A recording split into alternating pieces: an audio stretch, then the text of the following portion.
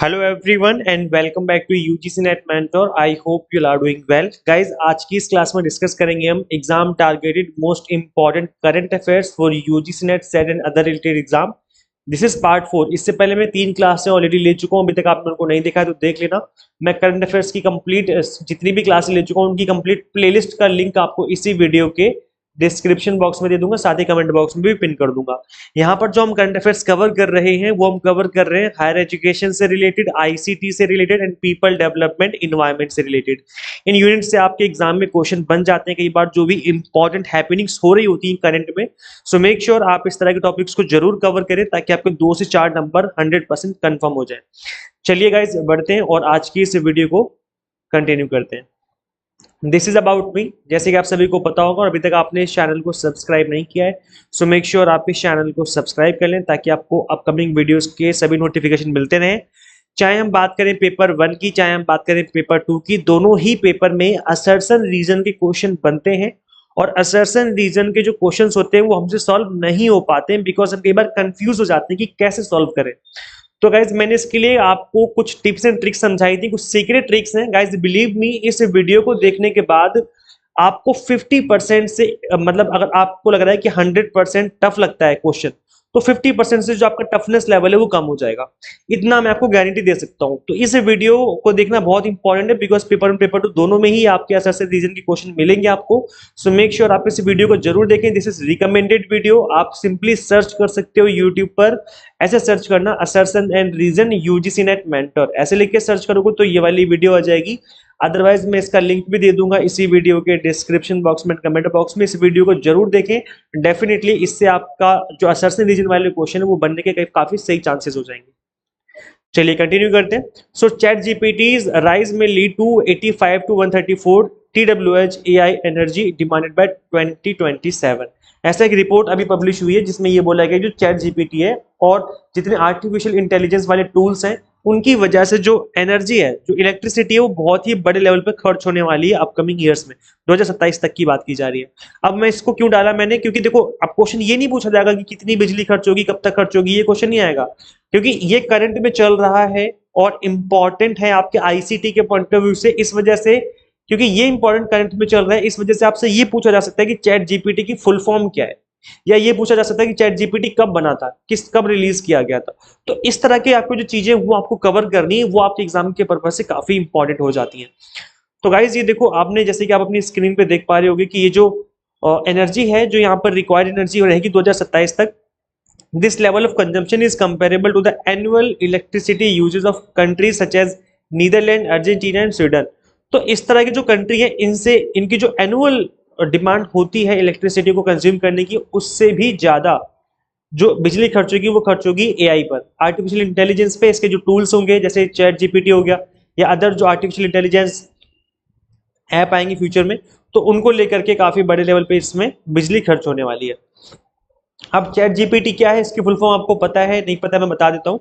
Chat GPT which stand for chat generative pre trend transformer, ये इसकी full form है। अच्छे से याद कर लो, दिमाग में बिठा लो, बिकॉज फुल फॉर्म जो है आपके आईसीटी में आती है और ये आईसीटी में आपके 2 नंबर पक्का करके देंगी आपको, इसलिए इस तरह की फुल फॉर्म याद कर लीजिए।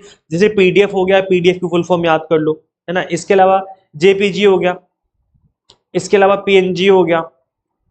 तो इस तरह की जो एटीएम हो गया, ये वो वाली फुल फॉर्म है जो कि आप डेली लाइफ में यूज करते हो, जैसे पीडीएफ हो गया ना। तो इस तरह की जो फुल फॉर्म होती है वही एग्जाम में पूछी जाती है, जो कि थोड़ी पॉपुलर टाइप होती है। तो इस तरह की जो फुल फॉर्म उनको याद कर लो। पीडीएफ की फुल फॉर्म कमेंट करके बताओ, चलो कमेंट कर दो फटाफट से, देखते हैं किस किस को पता है। सो इसकी फुल फॉर्म अच्छे से याद कर लेनी है। Is a large language model based chatbot developed by open AI. किसने डेवलप किया? चैट जीपीटी को ओपन एआई ने डेवलप किया एंड लॉन्च ऑन नवंबर 30 2022, 2022 में इसको डेवलप किया गया। तो ये ईयर भी आपको याद रखना है। Which enables users to define and steer a conversation towards a desired length, format, style, level of detail and language. तो हर तरीके का जो भी आप चाहते हो कन्वर्जेशन कर सकते हो, मतलब उससे जो टेक्स्ट फॉर्मेट में आप चीजें उससे ले सकते हो। सपोज करो मैं अगर चाहूँ कि मुझे बताओ कि किस तरीके से एग्जाम यूजीसी एग्जाम के लिए तैयारी करी जाए, किस तरीके से प्रिपेयर किया जाए, इस तरीके से अगर मैं क्वेश्चन लिख करके डाल देता हूँ चैट जीपीटी में, तो कंप्लीट लिस्ट आ जाएगी कि भाई इस तरीके से प्रिपेयर करो तो आपका जो एग्जाम है वो क्रैक हो जाएगा। तो ये काफी बड़े लेवल का की जो है वो इन्वेंशन है चैट जीपीटी। और लोग यूज कर रहे हैं इस टाइम पर मार्केट में बड़े लेवल पे। चलिए गाइस आगे बढ़ते हैं। अंटार्कटिका की जो ओजोन होल है और रीच नियर रिकॉर्ड साइज, काफी बड़ी हो गई है। तो ये नहीं पूछा जाएगा कि कितनी बड़ी हो गई है, एग्जाम में पूछा जाएगा कि ओजोन लेयर को कौन डिप्लीट कर रहा है, कौन सी गैस डिप्लीट कर रही है, या ओजोन लेयर से रिलेटेड कौन सा प्रोटोकॉल है। क्योंकि हमने काफी प्रोटोकॉल पढ़े हुए हैं, पेरिस एग्रीमेंट हो गया है ना, मॉनिटरी प्रोटोकॉल हो गया, क्योटो प्रोटोकॉल हो गया, काफी सारे अग्रीमेंट और प्रोटोकॉल हमने पढ़े हुए हैं। तो अगर कोई चीज जैसे ओजोन होल अभी न्यूज में है, इंपॉर्टेंट है, अभी करंट में चल रहा है, तो इससे एग्जैक्ट क्वेश्चन नहीं पूछा जाएगा कि बताओ कितना साइज बढ़ गया, ये नहीं पूछा जाएगा। ये पूछा जाएगा कि कब बना, मतलब ओजोन कब बना था, कौन से ईयर में इसको डिस्कवर किया गया था। चलो कमेंट करो फटाफट से कौन से ईयर में इसको डिस्कवर किया गया था, अगर आप लोगों को पता है तो चलिए मैं इसको थोड़ा सा डिटेल में बता देता हूँ। The annual phenomena of the ozone hole over Antarctica has expanded significantly this year, reaching a size nearly 3 times that of Brazil, according to satellite data from Copernicus, the European Union's Earth Observation Program। तो guys ये जो whole है काफी बड़ा हो गया size में, और इनफैक्ट आप देख सकते हो यहाँ पर लिखा हुआ है कि ब्राजील जितना बड़ा एरिया है उसका 3 टाइम्स जो है उसका साइज बढ़ चुका है। तो ये जो चीज है ये काफी डेंजरस हो गई है हम ह्यूमंस के लिए। और क्यों, कौन डिप्लीट कर रहा है, किसकी वजह से डिप्लीट हो रही है ओजोन। तो जो देखो, ओजोन को डिप्लीट करने वाला कोई सिंगल फैक्टर नहीं है, या एक या दो फैक्टर नहीं है, इसके मल्टीपल फैक्टर है। कुछ नेचुरल भी है और कुछ ह्यूमन मेड भी है, दोनों चीजें हैं। तो जो सबसे बड़े मेन कॉज है, जो सबसे बड़े रीजन है, वो कौन से हैं वो आपको याद रखने हैं। सो क्लोरोफ्लोरोकार्बन और सीएफसी जिसको हम कहते हैं शॉर्ट में, are the main cause of ozone layer depletion. These are released by solvent, spray aerosol हो गया, रेफ्रिजरेटर्स हो गया, एयर कंडीशनर हो गया। The molecules of chlorofluorocarbons in the stratosphere are broken down by ultraviolet radiation and release chlorine atoms, जो कि ozone को deplete कर देते हैं। तो ये जो आपको फैक्ट है ये आपको याद रखना है कि क्लोरोफ्लोरोकार्बन जो है is the main cause of ozone layer depletion. ठीक है, याद हो गया ना आप सभी को। भाई हिंदी में बात करें तो ओजोन परत के क्षरण का मुख्य कारण कौन है, सीएफसी, दैट इज क्लोरोफ्लोरोकार्बन। और वो किस किस में पाया जाता है, आपको ये भी याद रखना है कि किस किस जगह पे जो है ये जो क्लोरोफ्लोरोकार्बन है वो पाया जाता है। तो ये फैक्ट आपको अच्छे से याद रखना है। अब हम बात करेंगे कि कौन सा प्रोटोकॉल जो है वो ग्लोबल इफेक्ट एफर्ट की तरह की, एज ए ग्लोबल एफर्ट हम कह सकते हैं कि बनाया गया था ओजोन से बचने, ओजोन को डिप्लेशन से बचाने के लिए। सो मॉनिटरी प्रोटोकॉल जो था वो बनाया गया था as an international treaty designed to protect the ozone layer by phasing out the production of numerous substances that are responsible for ozone depletion. It was agreed on 16 September 1987। तो ये year आपको याद रखना है। अभी तब इसको बनाया गया था, लेकिन लागू कब किया गया, लागू किया गया 1989 में। ठीक है, तो ये कम जो फोर्स में आया वो ईयर आपको याद रखना है। 1989 में इसको लागू किया गया, लेकिन बनाया पहले गया था। तो अगर एग्जाम में ये पूछा जाए कि इसकी ये कब लागू किया गया, अगर क्वेश्चन ये पूछा जाए ना कि लागू कब हुआ, मतलब कब फोर्स में आया, कब कैम इनटू फोर्स, इस तरीके से क्वेश्चन है, तो 1 जनवरी 1989। और अगर ओनली ये क्वेश्चन पूछा जाए कि ओजोन सॉरी ये जो मॉनिटरी प्रोटोकॉल इसको कब बनाया गया, तो 1987 में बनाया गया। तो दो अलग अलग बातें, आपको दोनों ही ईयर याद रखने हैं। ठीक है, आई होप आपको चीजें समझ में आ रही हैं। अच्छा, इंडिया ने कब ज्वाइन किया इस मॉनिटरी प्रोटोकॉल को, बिकॉज इसको तो काफी पहले बना लिया गया था। इंडिया ने कब ज्वाइन किया, तो India as party to the monetary protocol since June 1992। June 1992 में हमने इसको ज्वाइन किया, इस प्रोटोकॉल को। Has been successfully implementing the monetary protocol and project and activities for phasing out of ozone depleting substances.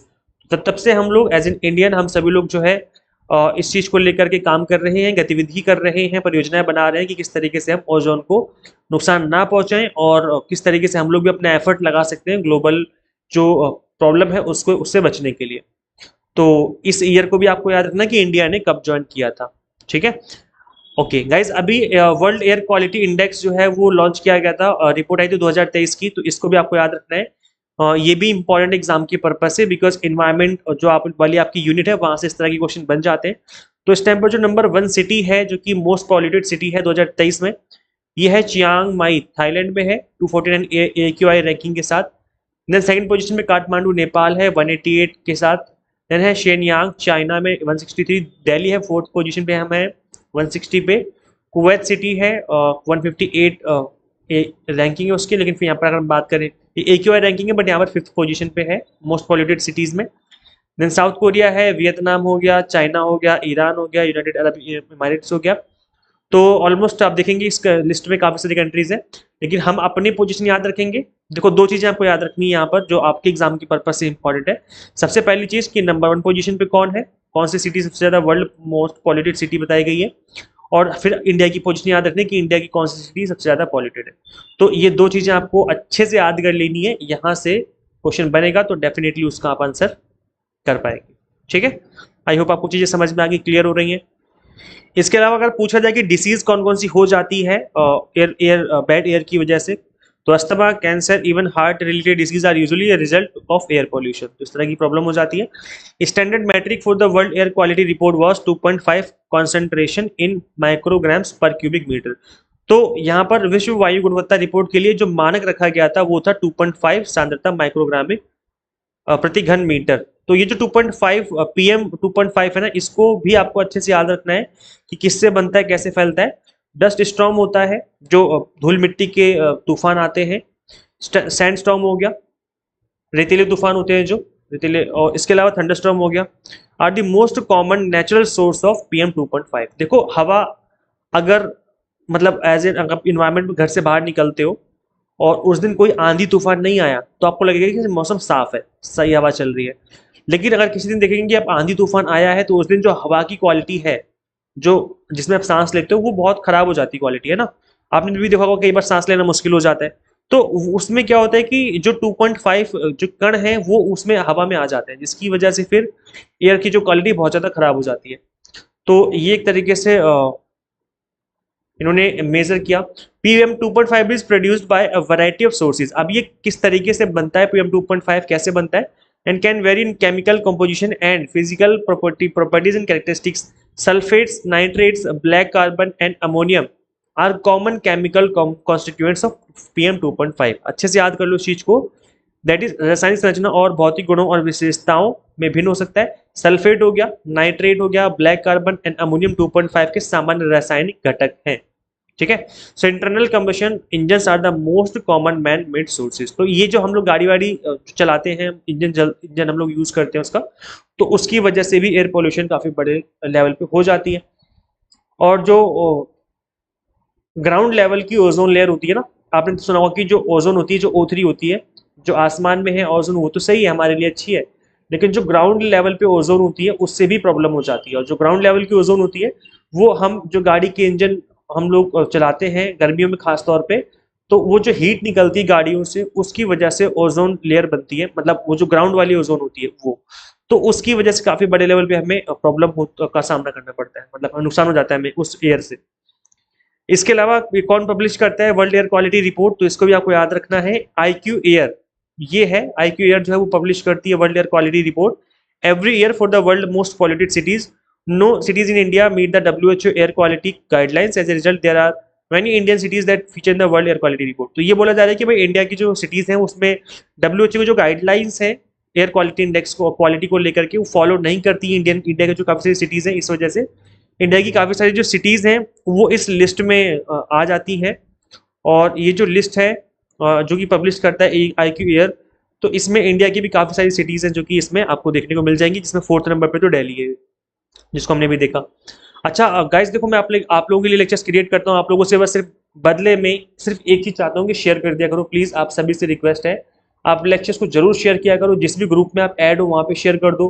कोई भी आपका फ्रेंड तैयारी कर रहा है UGC नेट की, उसके साथ लेक्चर्स को शेयर कर दो। शेयर करने से क्या होगा, मुझे मोटिवेशन मिलेगी और मैं आपके लिए अच्छे से अच्छा कंटेंट क्रिएट करूंगा। सो इस वीडियो के कमेंट सेक्शन में बताओ कि आपको लेक्चर कैसा लगा, प्लस इस वीडियो को शेयर भी कर दीजिए जितने भी आपके फ्रेंड्स तैयारी कर रहे हैं UGC नेट की, ताकि सभी का फायदा हो। इसके अलावा गाइस, अगर आप UGC नेट एग्जाम को फर्स्ट अटेम्प्ट में क्रैक करना चाहते हो तो आपको एग्जाम टारगेटेड स्टडी करने की जरूरत है। देखो स्टडी हर कोई करता है, लेकिन जो एग्जाम टारगेटेड स्टडी करता है उसके एग्जाम क्रैक होने के चांसेस काफी हाई हो जाते हैं। तो इन चीजों को ध्यान में रख करके हम आपको paper 1 commerce, management and pol science, इन सभी के 2 मंथ के कोर्सेज हमने स्टार्ट किए थे और ये आपको अवेलेबल हो जाएंगे। कहाँ पे अवेलेबल होंगे मैं आपको बता दूंगा। ये कंप्लीटली एग्जाम टारगेटेड कंटेंट है। अगर आप डेली बेसिस पे सिर्फ और सिर्फ 2 घंटे सुबह शाम जब भी आपको टाइम मिले, अगर सिर्फ और सिर्फ 2 घंटे भी देते हो डेली 40 दिन तक, 40 डेज तक, तो आपकी कंप्लीट 10 यूनिट्स कवर करवा दी जाएगी, ये गारंटी है। लेकिन आपको डेली 2 से 2.5 घंटे देने पड़ेंगे, कुछ भी हो जाए। अगर आप इतना भी टाइम दोगे तो भी हम आपका कंप्लीट कंटेंट कवर करवा देंगे, वो भी exam targeted. Complete content bilingual है, इंग्लिश मीडियम हिंदी मीडियम में जो कंप्लीट वीडियो लेक्चर्स मिलेंगे, एनटीए क्वेश्चन आस्किंग पैटर्न चीजों को कवर किया हुआ है, 100 मॉक टेस्ट मिलेंगे प्रैक्टिस करने के लिए, पीडीएफ नोट्स होंगे जिनको डाउनलोड करके आप मल्टीपल टाइम रिवीजन कर सकते हो। और गाइज अभी हमने स्पीड बूस्टर कोर्स लॉन्च किया जिसके बाद मैं आपको बता रहा था, अभी इसकी जो फीस रखी है हमने बहुत ही मिनिमम रखी है, दिस इज अनबिलीवेबल फीस, इतनी कम फीस में आपको कंप्लीटली एग्जाम टारगेटेड कंटेंट मिल रहा है। तो इस कोर्स को ज्वाइन करके अपनी जो तैयारी है वो एग्जाम टारगेटेड कर सकते हो। कंप्लीट कंटेंट को ज्वाइन करने के लिए सिंपली गूगल प्ले स्टोर से आपको UGC NET mentor app install करनी है। अगर आप iOS यूजर हैं तो उसका लिंक भी आपको इसी वीडियो के description box and comment box में देखने को मिल जाएगा। So thank you so much for watching this video. Share this video with all net aspirants and subscribe for UGC update and assistant professor job updates. Guys, मिलते हैं फिर next video में. Till then keep watching UGC Net Mentor. Thank you so much.